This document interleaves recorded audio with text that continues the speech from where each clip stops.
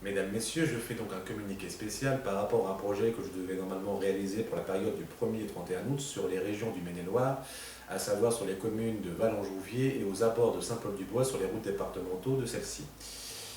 Alors, si je me permets de vous faire cette petite vidéo, c'est surtout pour expliquer et répondre aux questions des parents qui m'ont envoyé de nombreuses questions par rapport au soutien que des gens m'ont accordé par rapport à la page de pétition pour un tournage sur la commune du Vierzois.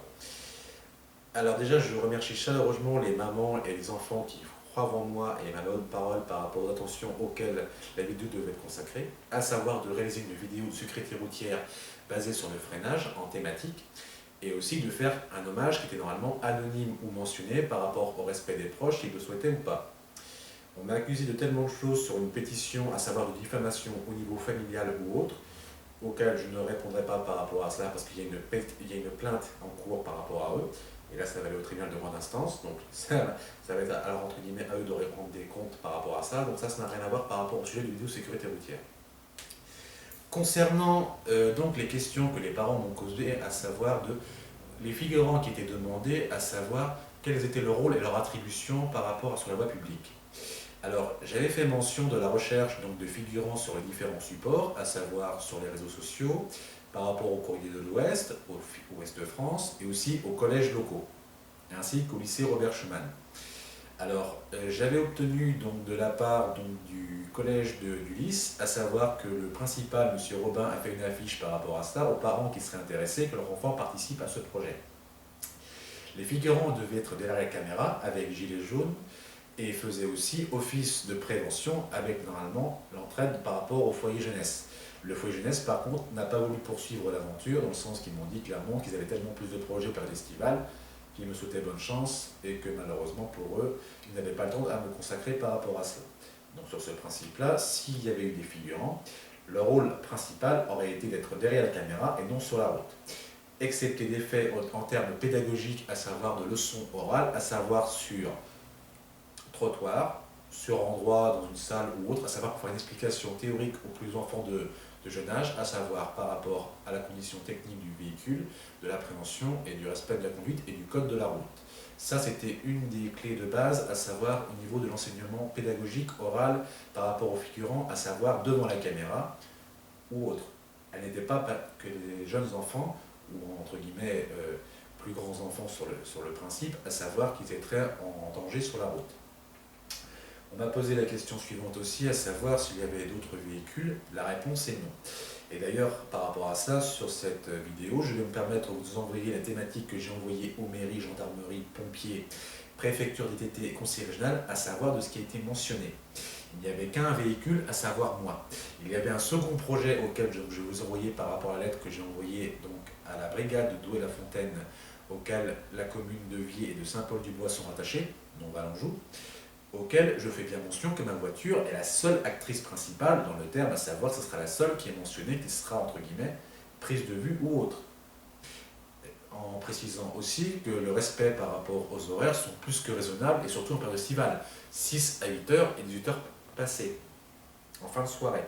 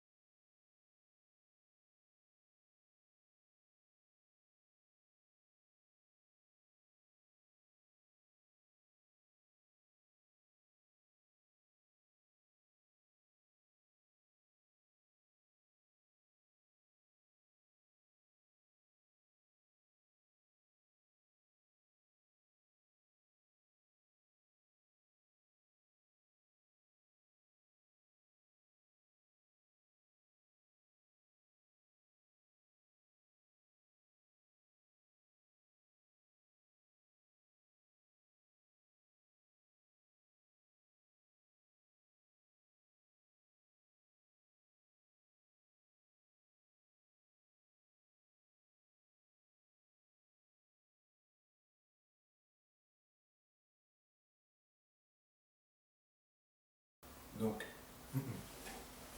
donc voici à peu près ce qui était au niveau de la sécurité.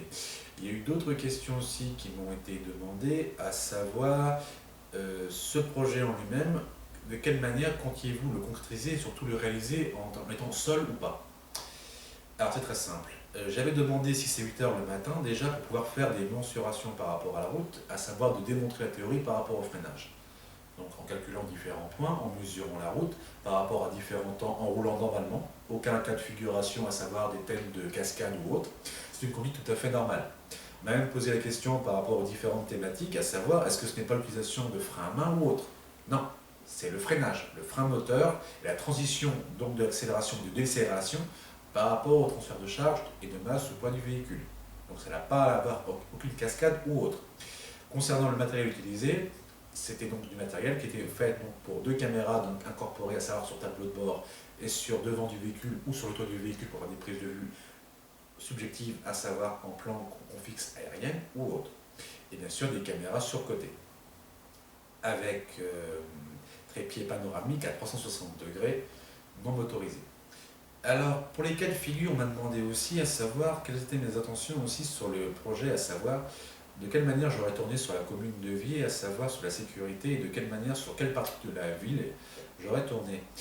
Sur l'ancienne route départementale qui a été donc réformée et qui a été modifiée par les élus pour donner un meilleur aspect, beaucoup plus ergonomique pour la fluidité, pour les piétons ou autres, avec plus bien sûr pistes cyclables, il y a environ 3,80 m donc de trottoirs sur les nouveaux aménagements de la commune de Viers, ainsi que sur une moyenne de 1,90 m pour la principale voirie, et non sur les anciennes accès secondaires de la petite Biézoisie. Biézois, excusez pour le terme. Donc 1,90 m et 3,80 m de large ou autres, des figurants derrière la caméra ne risquaient aucun risque. Concernant pour les routes départementaux, à savoir les positions de base par rapport aux routes sinueuses ou autres. Alors, il y avait donc de nombreux endroits sur la Attendez, je ne dis pas de bêtises. Ayant fait des repérages un an avant par rapport à ça pour pouvoir situer approximativement les endroits d'emplacement pour mettre une équipe pour pouvoir filmer. Sur la sortie de la Saint-Hilaire à l'entrée de Saint-Paul-du-Bois, qui est la départementale 164, les champs ainsi qu'autres donnent pratiquement une marge de 3 à 4 mètres derrière la route. Donc des figurants qui filmeraient les scènes ou autres ne risquaient aucun risque. Concernant la D54 entre Viers et Valenjoux, il y a de nombreux proches où des figurants sont entre 2 à 3 mètres de sécurité derrière la route. Derrière ce qu'on appelle, je crois, une petite centrale électrique ou autre, ou un petit dépôt en sortie de Viers, avant l'entrée du Voide, après, sur les ponts de Valenjoux ou autres. Il y avait 4 à 5 endroits de 2-3 mètres de large où des figurants ne risquaient rien. Bien évidemment, ce n'était pas le but escompté, à savoir que les caméras de bord et sur le véhicule suffiraient largement pour les plans de vue optimales de vision pour montrer les trajectoires en montée ou descente. Il y a eu une autre question qui m'a été posée aussi, à savoir... Alors, attendez, est-ce que j'ai certaines questions donc, les questions qui ont suscité beaucoup de questions par rapport aux parents, à savoir de quelle manière je voulais...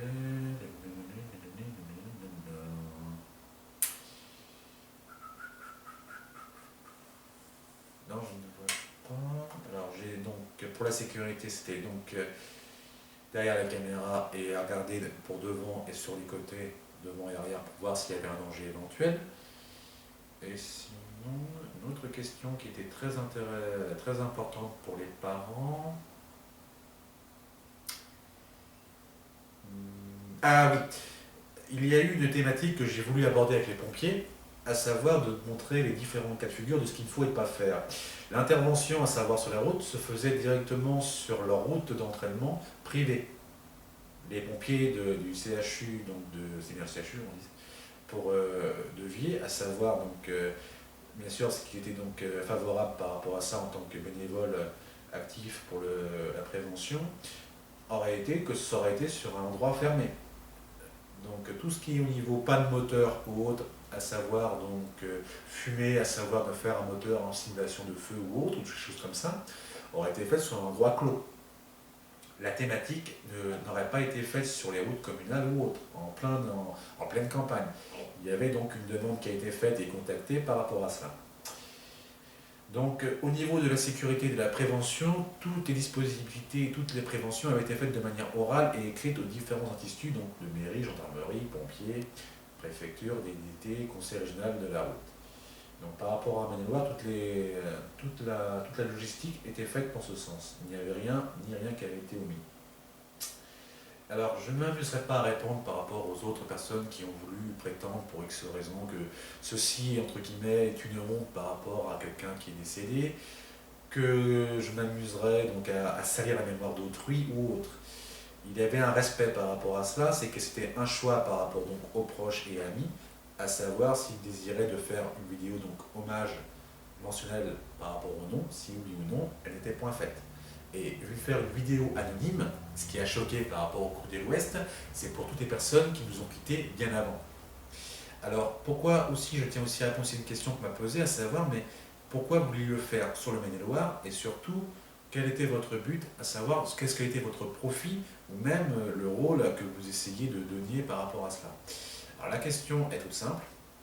J'ai connu, comme beaucoup de gens à travers dans nos âges, à savoir dans le sens que lorsque nous vivons, nous perdons malheureusement des êtres, que nous soyons simples enfants, étudiants, collégiens, lycéens, ou même quand nous sommes des adultes. J'en ai perdu malheureusement quelques-uns. Et je suis aussi touché que n'importe qui lorsque quelqu'un décède sur la route, parce que c'est une tragédie. Il n'y a pas de mots pour décrire le chagrin, le désarroi, et puis surtout l'incompréhension de savoir pourquoi ou autre. Donc c'est vrai qu'on ne peut pas se dire que malheureusement aucun mot ne peut en fait apaiser ni même donner un sens malheureusement à la tragédie qui a été faite, mais la seule chose qu'on puisse essayer de faire, c'est de pouvoir essayer de préserver les vies en donnant un meilleur aspect par rapport à la conduite. Alors moi, en tant que particulier, je souhaite donner un enseignement plus pratique, poussé au niveau de la technique par rapport à la sécurité routière. Mon projet en lui-même est basé sur le freinage. Alors, je suis conscient, comme beaucoup, que certaines vidéos qui sont donc de notre gouvernement, à savoir de prévenir par rapport de manière orale, faites ceci, faites cela, le problème c'est que ça rentre dans une oreille, ça sort de l'autre. Il faut être conscient des choses, malheureusement. Même avec la meilleure volonté, les choses aussi plus importantes qu'elles soient vont passer. Et ça, malheureusement, c'est une vérité vraie.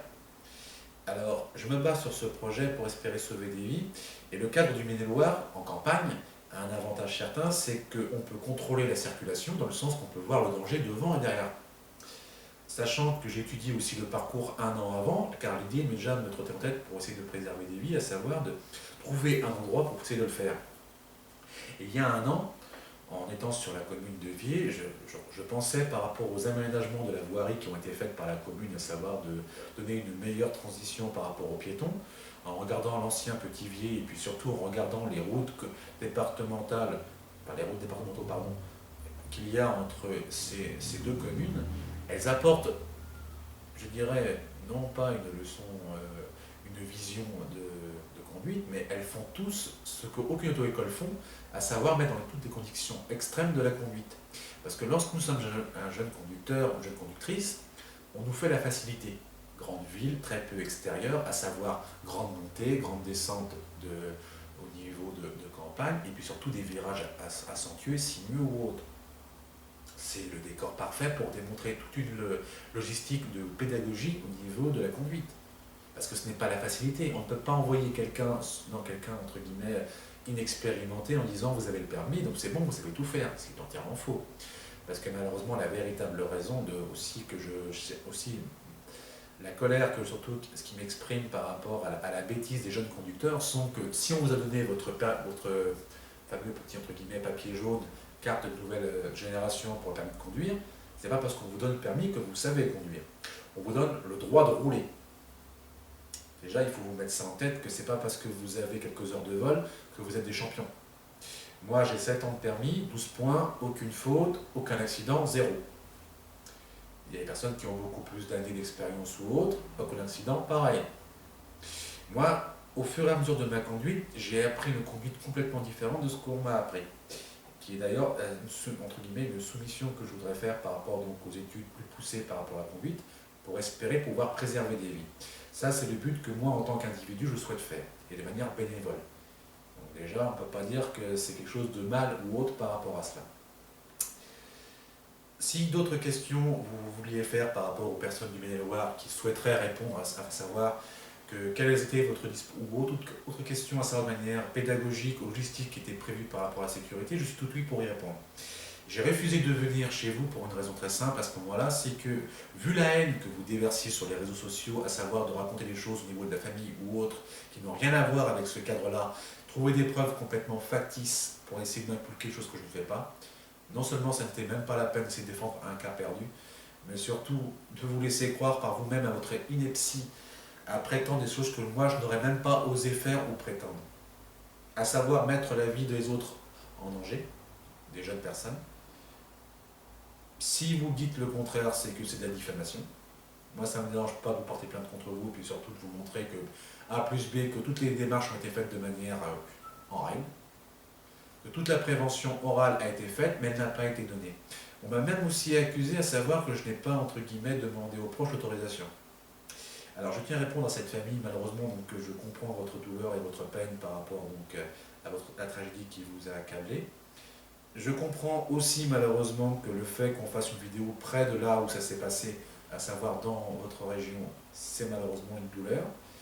Mais préserver des vies et espérer que d'autres jeunes conducteurs puissent rester en vie, excusez-moi, je sais que le temps malheureusement doit être fait pour que le chagrin puisse vous être apaisé, et ne sera jamais, car on ne peut pas s'apaiser de la perte d'une personne qui nous est chère, aussi bien pour un proche qu'un ami ou autre. Je ne tiens pas donc à faire un débat ou à prolonger la souffrance d'autrui. Moi je tiens à signaler un fait, c'est que j'ai peut-être une solution qui est peut-être viable, qui est peut-être correcte, que je souhaite mettre en application et la faire démontrer. Après, si je suis dans l'hérésie, je la reconnaîtrai, mais laissez-moi prouver au moins la théorie que je souhaite apporter, à savoir celle de sauver des vies. C'est tout ce que je demande, ce n'est pas plus compliqué que ça. Je vais faire ce projet en Bretagne, je vais faire aussi un projet anonyme pour toutes les personnes qui sont décédées. Elle n'a pas mention par rapport donc à votre enfant, c'est anonyme, ça veut dire tout le monde. Ça a été écrit dans le journal, droit ou autre. C'est pour ça que même dans les publications que j'ai envoyées ou autres à autrui, c'est pareil.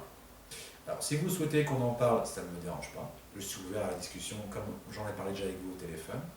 Pour le reste, c'est hors de question.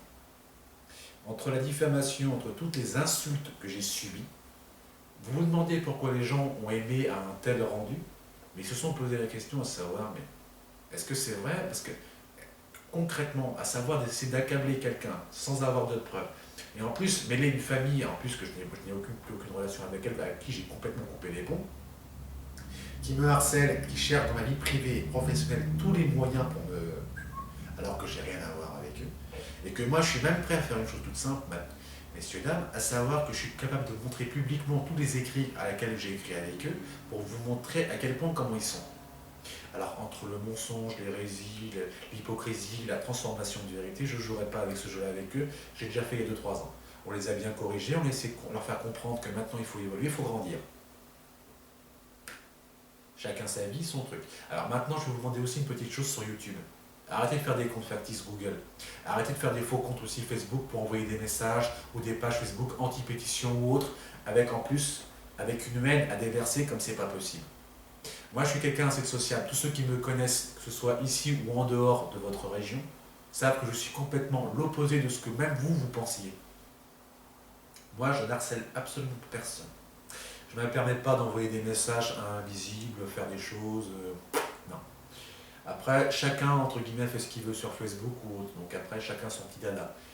Je tiens aussi à vous signaler que, vu comment vous créez des faux comptes, entre guillemets, comment vous dites déjà? Ah oui, l'usurpation d'identité, excusez-moi, mais vu ce que vous faites de votre côté, vous n'êtes pas vraiment de référence dans la matière de l'éducation et puis surtout de la maturité. Après, je peux comprendre le fait que vous vouliez essayer d'enfoncer le clou ou autre. Et je tiens aussi, on m'a posé aussi une question, à savoir par l'accusation de quelqu'un de ma famille, à savoir sur une vidéo qui a été faite sur la commune de Vier, à savoir qu'elle fut nommée le cimetière des pauvres. Cette vidéo a vraiment existé, c'est une vérité vraie. D'ailleurs, ce qui ne va pas me déranger, c'est que je vais publier la vérité, à savoir de l'hommage que j'ai fait déjà par rapport à la sœur de ma mère, à son père, ainsi qu'à une autre de ses sœurs qui est malheureusement décédée par rapport à la maladie.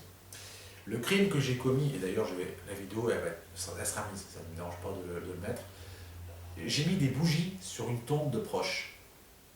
Vous me direz que mettre en forme de cœur, de diadème, d'étoile, c'est une chose qui est très belle et surtout c'est une pensée.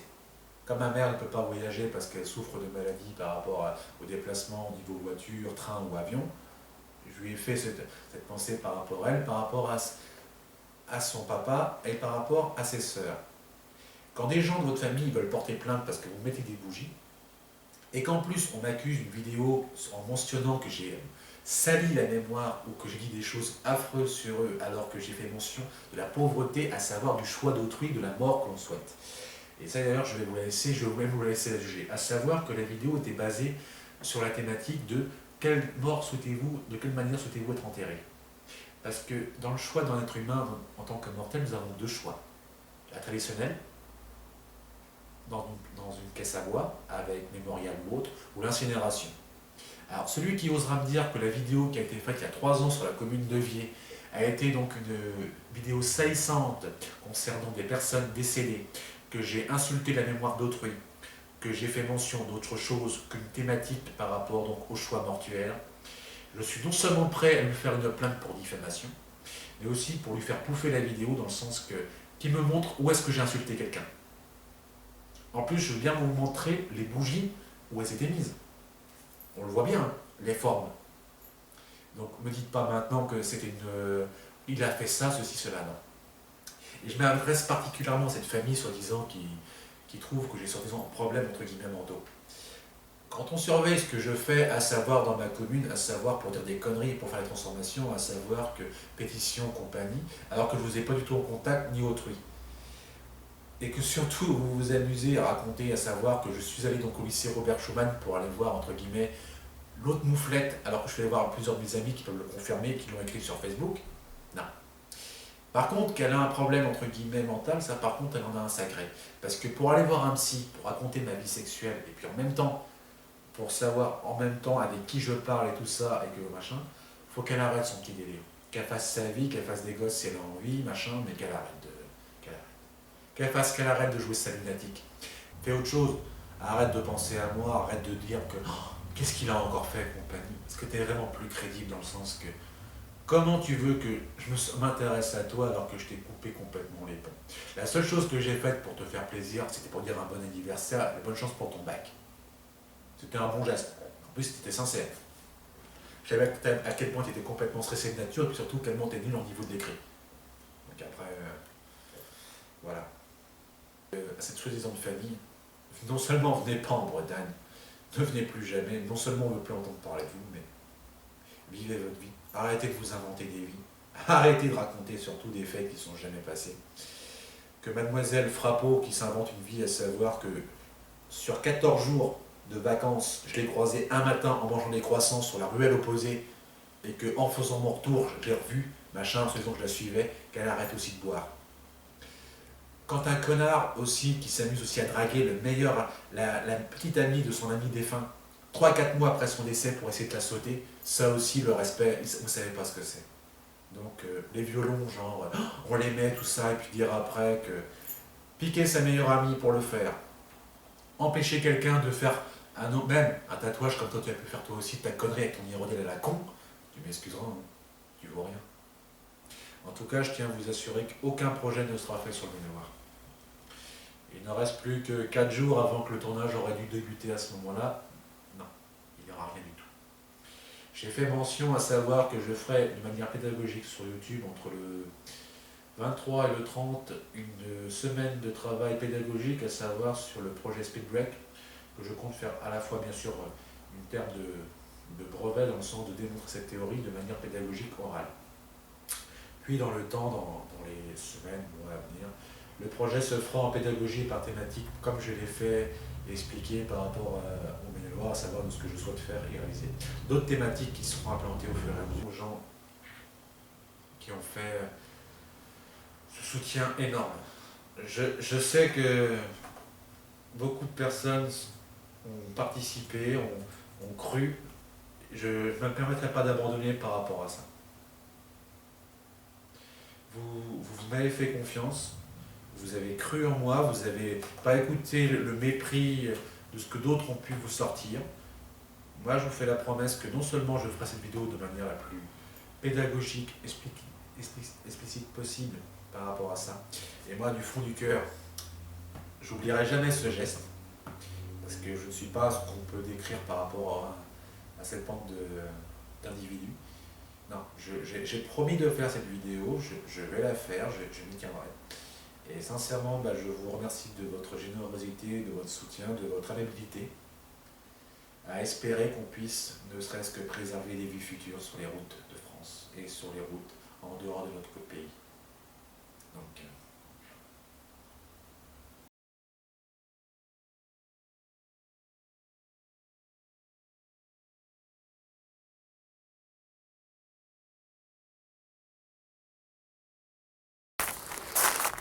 Il y a un truc qui me chiffonne à chaque fois quand je vais à un cimetière, c'est quand je vois ce truc-là. Concession en état d'abandon fait l'objet d'une procédure de reprise, veuillez vous adresser à la mairie. Ça veut dire qu'une fois que tu as claqué, une fois que tes proches ont payé ta place au cimetière, parce qu'il faut dire ce qui est, 50 ans après, quand il n'y a plus personne après qui repaye, t'as un petit mec avec sa petite pioche qui te prend le truc, qui te prend ce qui reste, tranquille, et te fout la fosse commune.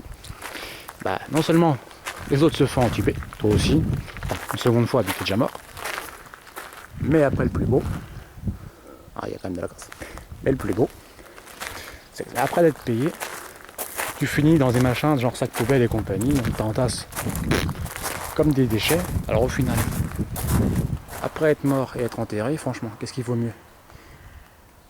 Parce que le côté, on reste pendant 50 ans sous terre, puis après il y a un mec qui prend avec sa pioche, qui vous prend, qui vous jette comme du papier à lunettes ou autre. Moi personnellement, ça me tente pas trop.